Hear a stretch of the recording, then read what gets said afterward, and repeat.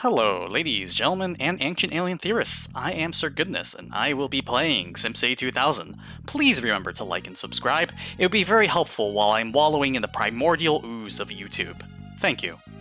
We need to create an optimal landscape, or hellscape, for our city to grow and exist on.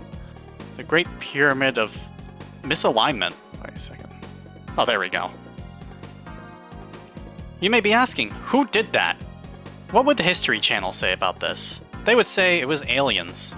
Well, they wouldn't say it was aliens, but it was aliens. Ancient aliens. This needs to be covered in greenery, full of trees. Nobody will be able to detect that this is the work of the aliens, or the Maya, or the Aztecs, or perhaps even the cryptozoologists. I know it looks like a misaligned field of topiaries, but now it just looks like a seizure. If there was a seizure in picture form, it would be this. And therefore this is a masterpiece. This is a suitable landscape for this new city. We shall call this Totally Normal City. Groundwork laid for Totally Normal City. Come one, come all, working together we will build Totally Normal City, a community sixth to none. Things at the Capitol building got heated yesterday as Councilman Lloyd announced his stance on the latest issue.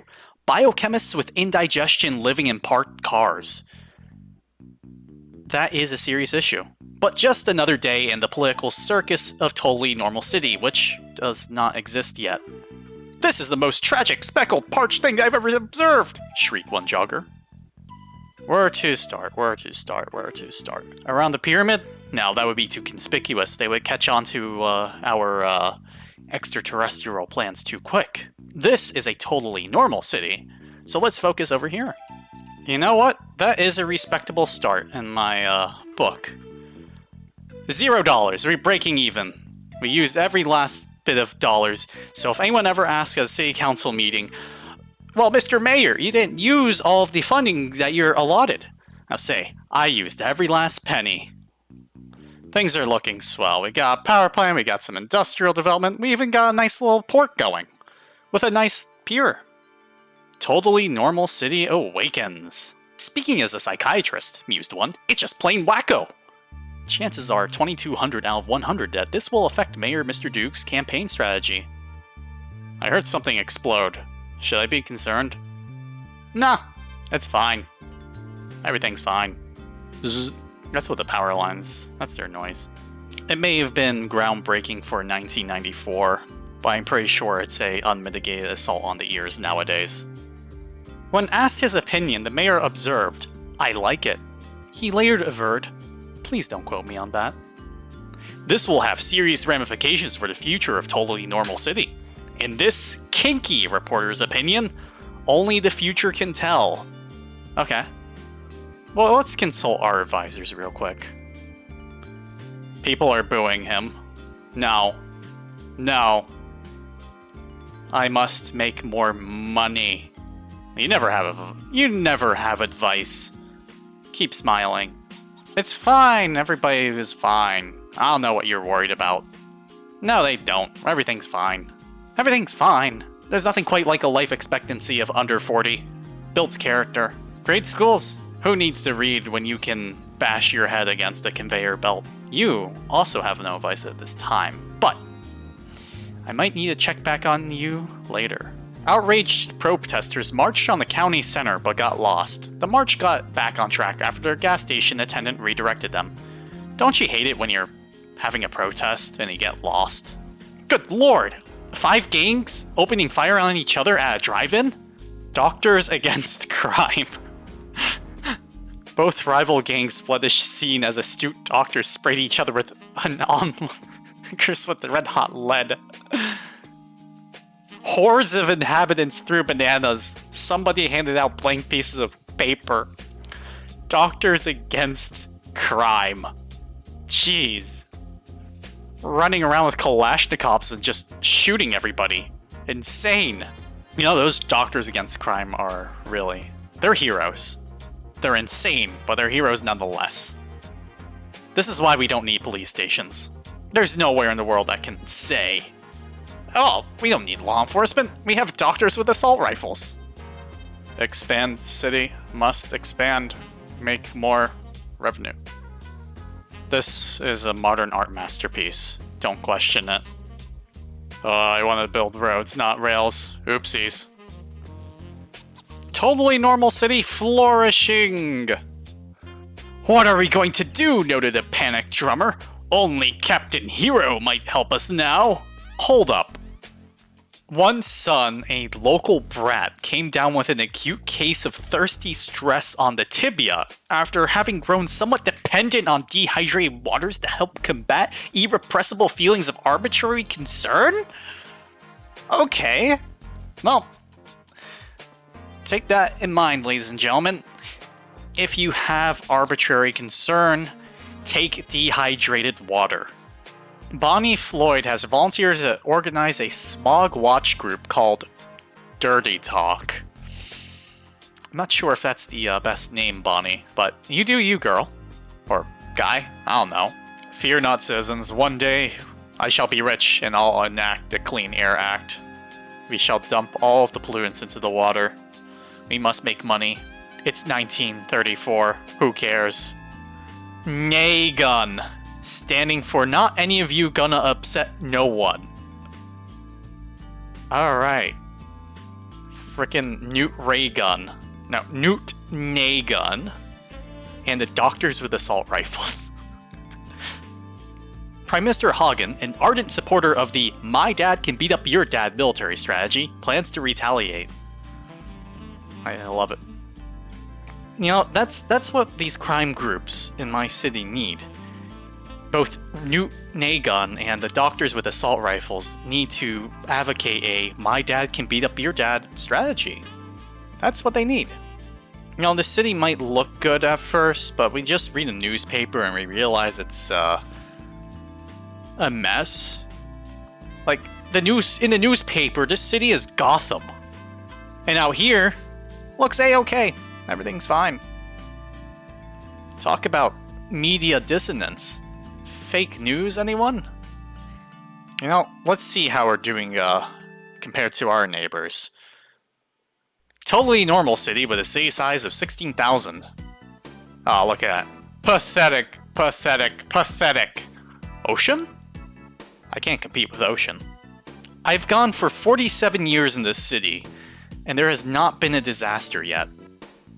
That's fortuitous. I am glad, I am happy. I am grateful. Okay, we need to plop the mayor's house up here in the rich people's neighborhood. Just sitting over the river, beautiful view, perfect to flex over all the peasants that I, the mayor, get to rule over. With not an iron fist, but a silk fist. You see, I provide for them, but the hand that provideth can also taketh. I think that's what a wise man once said. Oh, right, the power plant is approaching its 50th birthday. And if I don't have $4,000, it will explode. Of course power plants blow up after 50 years. Is that news? An adoring disc jockey knelt down to kiss Mr. Mayor Duke's feet and got kneed in the ankle as the mayor bent to gather fallen speech notes. I'd like you to take a moment to try and imagine the physics of that. Ooh, fancy apartment building. 3x3 buildings are the cool buildings. President Nigel turns 249 years old, and he celebrated his birthday amongst his closest surfer dude friends. That's a cool president. Oh no. Anyway, hordes of inhabitants threw books. Someone handed out blank pieces of paper. I must provide water to the rich people. They've been living without water for like 3 years. They've probably had to rely on bottled water or canteens. Trusty Vault 13 canteens. Which I don't think is bad. And also the mayor's been without water. There we go. Now I'll be able to take my absolutely justified 10-hour baths. What do you mean I can't have my whole workday in the bath? We need more housing. We're getting housed. It's like a game of Age of Empires 2. Totally normal city-state capital. Yay. Countless residents threw neckties. Someone handed out blank pieces of paper. threatened at the news congressional representatives went on television to deny all responsibility. It seems pretty accurate to me. I have a feeling that Nigel does not adhere to our method of counting human years, because now he's 419. About 2 decades ago, he was 249, and now he's celebrating with his closest kid friends instead of surfer dudes. I'm concerned. But this incident did not affect the 9 old men playing checkers, but the astute young doctor passing by did. Yes, he's young and paying attention. Excellent appropriation of city funds. They want police, I'm gonna give them a zoo.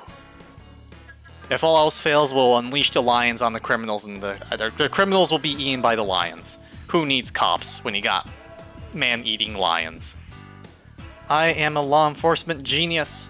Yeah, let's build a stadium here while we're at it. Across the street from the zoo.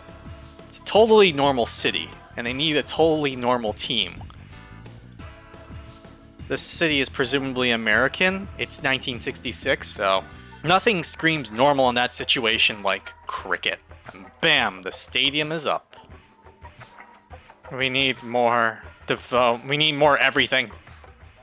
Disasters are... No disasters is not activated. It's 1970. No disasters yet. This is blessed. There it is. It took 81 years, but we finally got a disaster. It's a smog cloud. Alright. So all I need to do is deploy a tank, and hopefully the pollution will go away. I can't believe there's a sentient smog cloud attempting to attack my city, and the army is fighting it off. Welcome to the 80s. Totally normal city is toxic. Hold up. The internet hasn't been invented yet. The vile chemical oxymorobiochemo drought. Just a nice little pollution ordinance. Maybe that will make people more content, and perhaps ward off future sentient gas clouds attacking the city. Immediately, a gas cloud attacks the city. Rude. Well, at least it lasted for 2 moments. No disasters for 80 years, and then 2 gas clouds in a row. And what's my response? More industry. Keep this in mind, folks. Ulcers can be relieved by vegetables, whereas bogus vegetables provide no relief and cost about 1/10 to produce. Now, do you want to see a magic trick, kids? And gentlemen and ladies? You see that helicopter? It's just minding its own business, just vibing. And... well, I lost him. Bullseye! Get dinkled. Did I just start a disaster? Perhaps, but that fire is underwater. How does that work? Alright. I understand it's been about 90 years, and maybe it's... Good lord! The cloud people, they got 'em friends. They're coming in force. There's a whole gang of them. Where is the NAYguns group? And the doctors with AK-47s to stop this menace? Well, fortunately, this was actually easily contained. We have our soldiers with chem suits and anti-cloud measures. It's like Command and Conquer generals out here. Oh, a plane crashed. This kind of stuff that you can't get away after 9/11. You know what's the best way to test this brand new fire station? By shooting down this helicopter. Nothing like T-posing on a fire by plopping down fire hydrants around them. I'd just like to take a moment to appreciate the fact that this city was going for over 90 years without fire, police, education, and hospitals. Good lord, while the screen was minimized and I was tabbed out, there was another crash in the same exact location. Where's my toolbar? This is not good. No. I was like, I had a tab out gerfuffle goofu, and then there was another air crash. Same exact location. You've got to stop. You've got to start playing more Microsoft Flight Simulator. Now, he has no vice at this time, but you can't cut back on funding. You will regret this. I challenge the 0% funding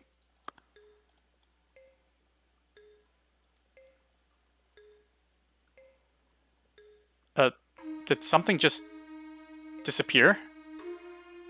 Yeah, sure, I'll grant some land to the military, no problem. Oh, the bridges are just disappearing. The transit advisor is angered. I will indeed regret this. Another bridge gone. The city's just falling apart. Oh.